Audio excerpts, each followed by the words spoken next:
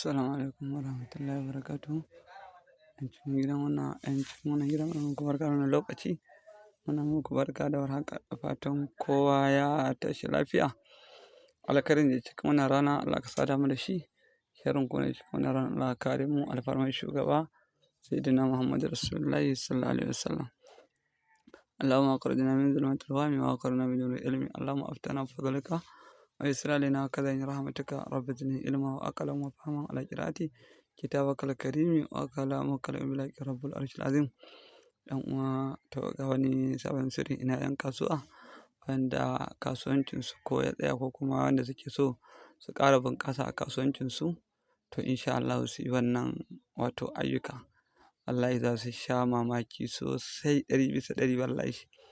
Da wannan aiki an yi shi ba sau ɗaya ba sau biyu ba, kuma alhamdulillah an ji daɗinsa sosai yadda ya kamata. Wannan aiki wato ana yin sa ne a ranar Laraba ko ranar Alhamis. Inde ka san dirimi, to ana samun dirimi, da dirimi ake rubutun. Dirimi, ganyen dirimi, a jikin ganyen dirimi ake rubutun. In aka yi shi za a samu wannan turarukan gasu nan. To amma da ke dai in mutum ɗaya yana so ina buƙatar zai yi ɗin, to akwai lambar mu a profile ɗinmu, sai mu gaggaya masa saki abubuwan suna ɗan tsayi ne, saboda ba zai yiwu a ce duk mun faɗe su a nan ba. Amma dai za ka iya tuntuɓar ko ta lambar mu ne akan profile ɗinmu, sai ka mana magana sai mu yi ma bayanin yadda ya kamata ta WhatsApp. Ana samun ganyen dirimi ƙwaya 7. Ana yin rubututtukan da ake yi shi ma dai da ke dai abubuwan suna da ɗan abun nan.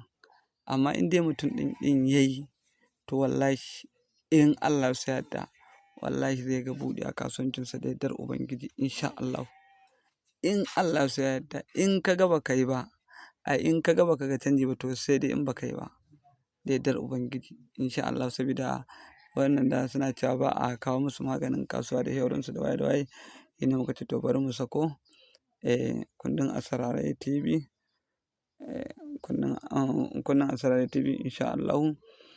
Sai kuma ko akan abin ɗinmu duk ko ta TikTok da su YouTube duk dai gaba ɗaya insha Allah.